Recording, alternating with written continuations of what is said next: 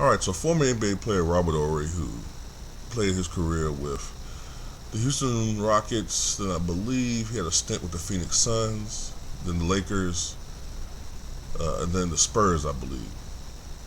Some people forgot he played with the Phoenix Suns. That was a pretty good team too, when he played with the Suns. I think Sam Cassell and he were there, and Rex Chapman. And who else was there? Who else was in Phoenix? Jason Kidd was there too. That's when Jason Kidd had the blonde hair. Remember blonde hair Jason Kidd? Yeah, I remember that team. That was a good team though. But anyway, he was asked if he had to choose between Kobe Bryant and Tim Duncan to be on his team, who would he choose? By Melissa Rowland. And he's a perfect guy to ask that. He spent a great amount of time, a sufficient amount of time for this question, playing with Kobe. He played with Kobe in his He played with Kobe in his athletic prime. I don't know if he would say he was in his absolute prime as far as his career, but well, yeah. I would say he was in his prime. He was in his prime at the time. Tim Duncan was still at or near his prime when Robert Horry played with him. So it's a perfect guy to ask. He was asked, who would you rather have? And his answer to that was rather interesting. He said, quote, am I trying to win a championship or am I trying to fill seats? And I love that answer, and I always love Robert Horry. Whenever he speaks, you always get the feeling that he's never speaking from a point of, he's honest. He may not particularly like this person. He may not particularly like that person. He may love this person. He may like this person, but he never lets that affect his opinion on something. And I know some people are like, well, don't you hate Kobe? And look, I actually don't hate Kobe Bryant,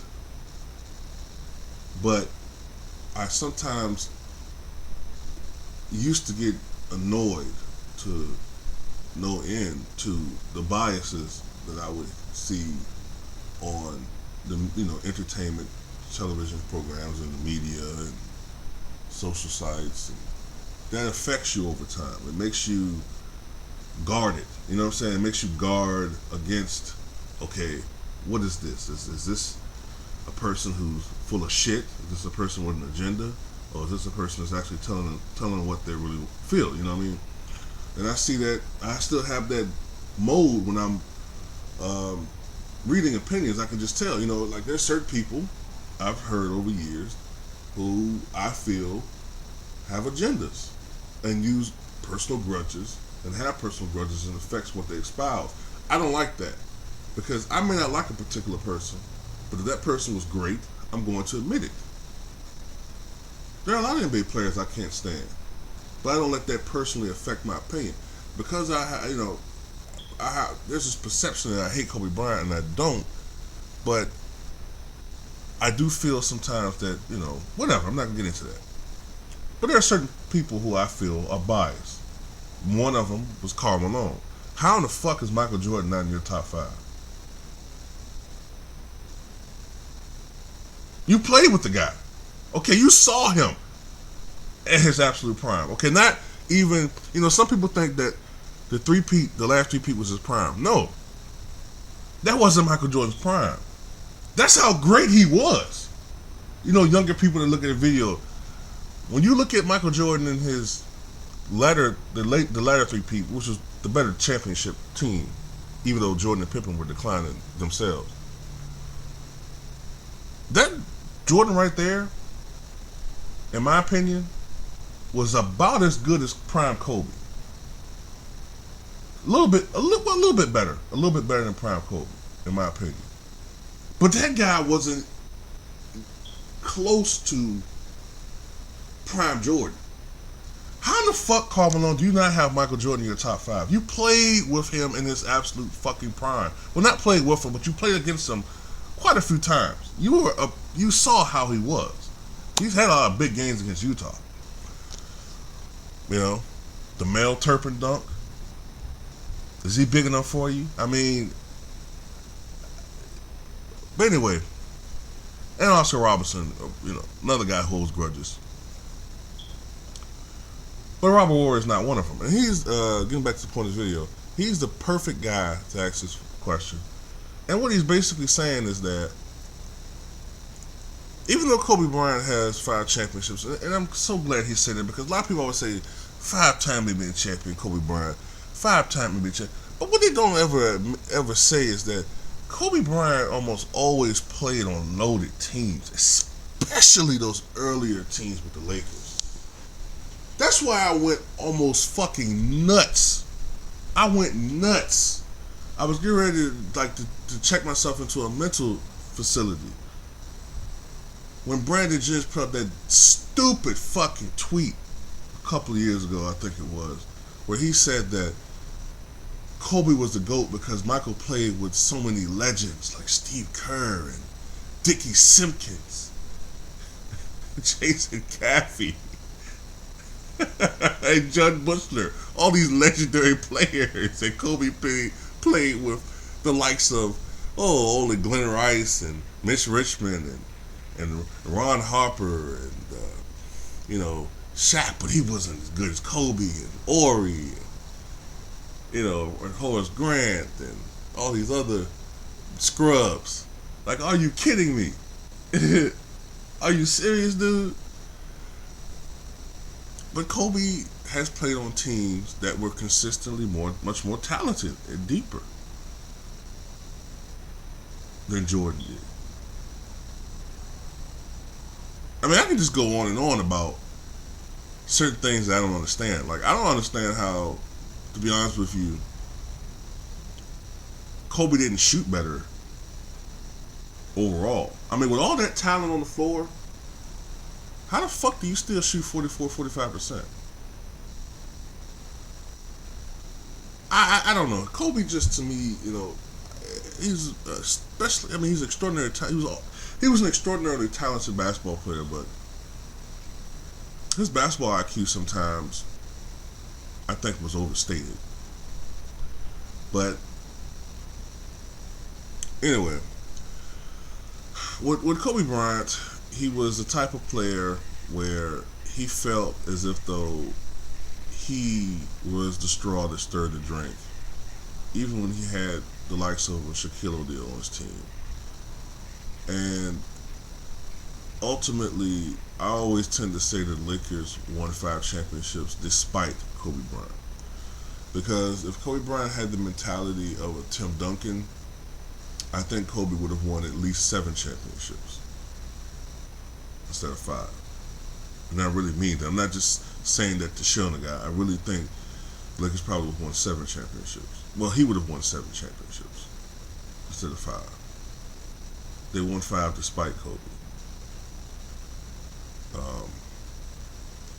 Tim Duncan, on the other hand, and Kobe Bryant was more of a player that was very entertaining to watch. He was very entertaining to watch, but he's not the type of guy that you can consistently win with. Like a Donald Trump. He's entertaining to watch, but if he's the nominee, come November, the Republicans will see he's not a type of guy that you can win with. Tim Duncan, on the other hand, is the consummate basketball player. He's not very heralded by the media, not generally, definitely not by basketball fans. But if you watch the guy night in and night out, especially in his prime, he was great to watch. He was great to watch, and